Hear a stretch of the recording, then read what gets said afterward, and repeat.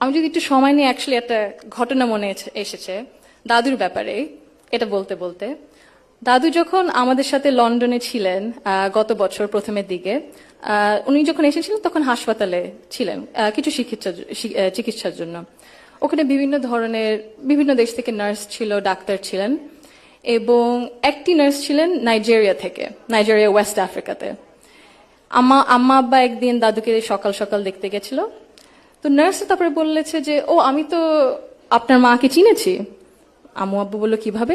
আপনার মাই প্রথম elected prime minister বাংলাদেশের না? আম্মু আব্বু তো অবাক, হ্যাঁ আপনি কিভাবে জানেন? তো নার্স তারপরে বললো যে, আপনাদের যে উনি যে এত কিছু করেছেন এই মেয়েদের শিক্ষার জন্য, specially primary education, food for education, cash for education, এগুলো আমাদের সরকার ওই 35-30 বছর আগে দেখে ইমপ্লিমেন্ট করেছিল।